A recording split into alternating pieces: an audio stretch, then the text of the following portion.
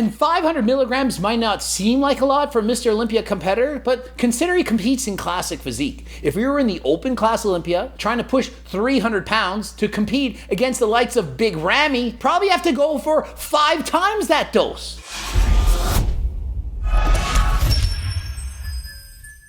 Coach Greg, in today's video, we're going over Chris Bumstead's cycle, which he posted on his channel earlier today. First of all, I got to address the haters. Been reading comments on Reddit and so on, people saying he's lying, that there's no way he could build his physique using the cycle that he's currently on. Well, he admits this is not what he took in the past. We're going to go over that, and I do believe Chris is 100% being honest, telling the truth.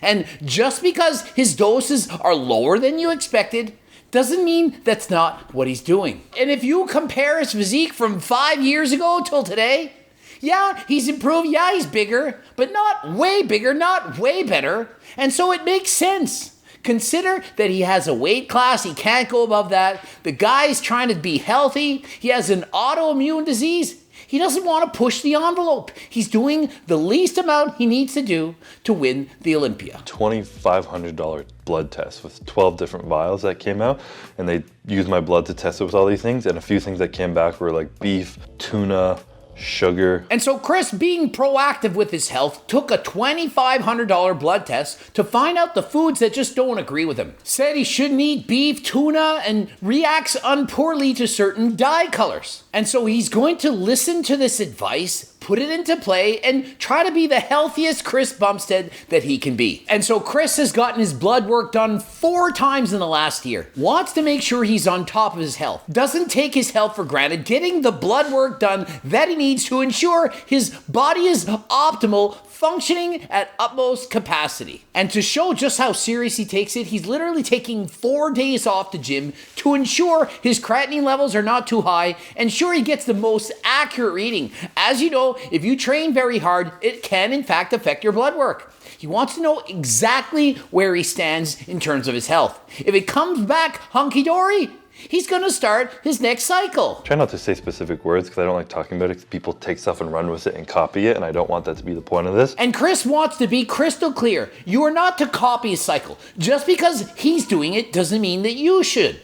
And so he's being very cautious with his words. He doesn't want to promote the use of PEDs. And so he's saying he tries to get the most from the least doses he can take. And I always tell people, use the lowest dose that makes you happy. And remember, I'm not a doctor. Do not break the law. I'm not telling you to do anything, nothing that I'm doing or Chris is doing. I'm on HRT. I used to abuse PEDs and I'm currently taking 140 milligrams of test a week.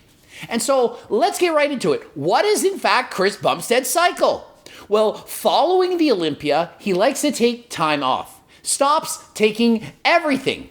He literally takes time off from the gym after he won his last Olympia, took vacation. Not gonna train, give my body a rest. Not only the body, but also the mind. And remember, he doesn't need to get any bigger. He already looks fantastic, amazing. He's close to the weight limit, and so he just needs to continue doing what he's doing. And so following the Olympia, he goes off everything, stops everything. Doesn't say for how long, but perhaps it's 4 to 6 weeks. We don't know. He's not telling us exactly how long he goes off. Following that, goes back on what most would consider an HRT dose of testosterone, 200 milligrams per week. My opinion, it's a little bit more than HRT, but he is in fact training for the Olympia title.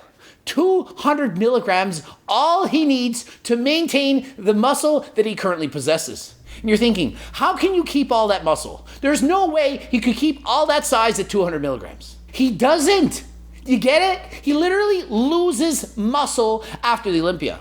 Chris Bumstead is bigger, more massive, has more muscle when he wins the Olympia than a month or 2 later. He's in his off season, and in his off season, he gains body fat, loses a little bit of muscle. He takes 200 milligrams of test a week, which is enough to maintain the majority of the muscle he built on his previous cycles, but not enough to keep all of it or to in fact grow. And so he downsizes a little bit in the off season, but this allows his body a break, a chance to get healthier, to go get blood work, ensure that his blood pressure, cholesterol, these things are not out of whack. The more you know, the more you can handle stuff, and that has helped with my stress around my health that I've had in the past due to my autoimmune. And he states every time he gets his blood work done, it gets better. He's trying to be healthier, trying to have a very long career. Sure, he could blast cycles all year long. Test and tread year round would look more massive, but what would that do to his health? And so rather than doing that, he's trying to be as smart an athlete as he possibly can be. Very low dose in my supplements that I've been doing. I'm going to be going up a little bit more after this if I'm healthy. And I hate talking about it because I don't want to say things. I don't want people to do it. But numbers are around 200 that I've been doing. And so he's been taking 200 milligrams of test a week, getting his blood work done. And if the next blood work indicates that he's healthy, he's going to bump that dose up to 500 milligrams. At 500, dramatically higher than 200. And you're thinking, that's not enough. How can he grow in 500? Have you seen the genetics on this guy? Have you seen how much muscle he had as a teenager? And 500 is in fact a lot. Consider I'm on 140. Do you not think if I bumped up my HRT dose from 140 up to 500, I wouldn't gain a ton of muscle? Of course I would. Same applies to Chris Bumstead. I come off once a year completely, and then I've been doing very low dose, 200 a week. And then after that, I'm going to go up to like 500 maybe, and that's going to be my peak off season. And so at 500 milligrams a week, it's enough to get his off-season weight up to 265 pounds. Remember, this guy is 6'1". If he were an open class bodybuilder at 6'1", he most likely would have to push closer to 300 pounds in the off-season to be competitive on the open class Mr. Olympia stage. And 500 milligrams might not seem like a lot for Mr. Olympia competitor, but consider he competes in classic physique. If we were in the open class Olympia trying to push 300 pounds to compete against the likes of Big Ramy, probably have to go for 5 times that dose. And so does it not make sense that Chris Bumstead is holding himself back a little bit? He knows if he pushed the envelope, took risks and dangers with his health, he could get a lot bigger, but he doesn't need to. He competes in classic physique with a weight cap limit and looks fantastic. He doesn't need and is not required to push the envelope. Be healthy, get your blood work done, find a doctor who's going to help you do stuff as properly and effectively as you can so that you're not being stupid. Without a doctor to monitor you, how do you know if you're doing this as safe as you possibly can? And remember, it's not safe. Chris is not saying this is safe. I'm not saying it's safe.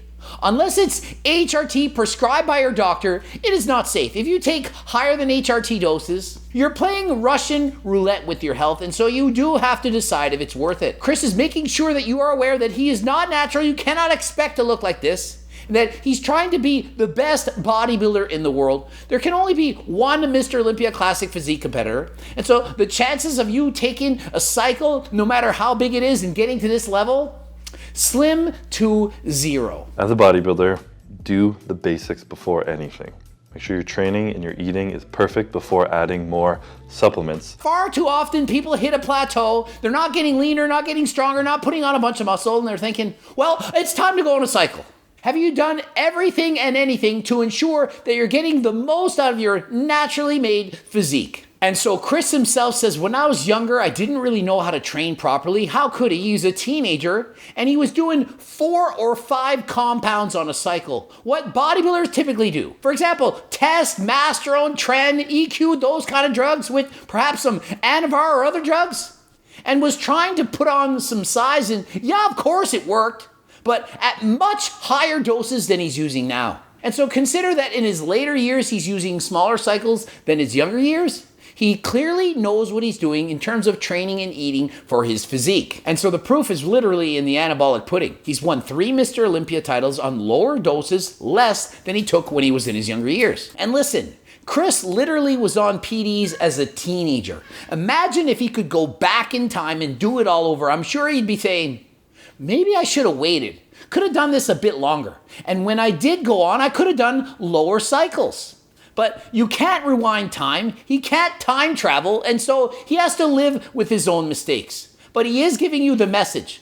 Don't do what he did. Don't start with massive cycles as a teenager. Try to optimize your training and nutrition, and if you do ever decide to do them, that's if you do, make sure you've optimized your training and diet first, and that you use the lowest dose that makes you happy. Because they can have life-lasting negative effects to your fertility, to your sex, your libido, to your hormones, your skin, your acne, everything. And what are you doing it for? Are you gonna win Olympia? You know, probably not. And remember this, most people dramatically overestimate just how effective PDs are. And sure, of course they can work. Of course they're highly effective. But don't think that the average person that uses PDs is gonna end up getting a pro card.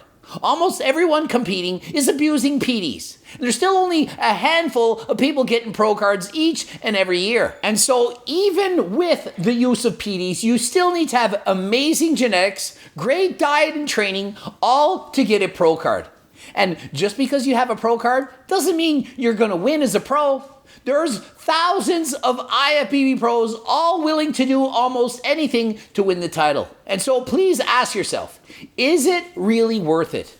Can you not enjoy the gym as a natural athlete? And so Chris suggests take natural supplements first. And so he lists some of these natural supplements. For example, creatine, protein, and all this shit, the basics. Exactly, the basics as Chris just listed. And you could perhaps add to that beta-alanine, one of the best supplements out there, or GO2 Max. Gonna help increase your endurance recovery, kind of like GW501516. Cardarine, except not banned by WADA. Not dangerous, not a SARM, not risky, legal supplements with research to support it. My blood pressure is higher. I have a blood pressure monitor cuff at home. If my blood pressure ever goes up in the off season because I put on 20 pounds, I can start taking revived blood pressure. Also, something very important to do, even if you're not getting your blood work, very easy to do, take your blood pressure. All too often, people are bulking up in the off season, perhaps using PDs, D-ball, testosterone, and so on, gain a lot of water. That can dramatically increase your blood pressure. Put extra strain on the heart. Typical blood pressure, 120/80, systolic over diastolic. You don't want to be too high. If your blood pressure rises to say 145/90, that's considered to be high blood pressure. That is dangerous, not good for your health. And so what does Chris do? Well, he says you can add cardio, perhaps lose some weight, lower sodium, things like that to lower your blood pressure. And so remember, it's important to be proactive with your health year round. Don't ignore it. Don't think, oh, I'm on a cycle now. I'm not going to test my blood pressure because I just don't want to know. I'll test it later when I'm off. Not smart. And what do you do if your blood pressure is high? You analyze what you're doing and say, is it worth it? If you start blasting gear and your blood pressure goes up from 120/80 to 150/95, you think, is it worth it? What am I doing? Should I change what I'm doing? Maybe I shouldn't be bulking or force feeding so much. Is all that extra weight really necessary if it's going to take years off my life? And while we're at it, don't neglect cardio. Think of it. If you're abusing PDs, shouldn't you do everything else to ensure you're healthy? And so if you're not doing 150 minutes of moderately intense cardio a week, why aren't you? What's wrong with you? Think of it. You're willing to abuse PDs to get an aesthetic body, but you're not willing to do 150 minutes of cardio a week to ensure that you're healthy. Not only that, it's going to improve your cardio, allow you to recover faster between sets. Also, have lower body fat percentages. Eat more food. Nutrient partitioning will increase. Be more favorable. And so why are you not doing cardio? If you don't know there's something wrong with you, you can't fix it, and then it usually gets too late.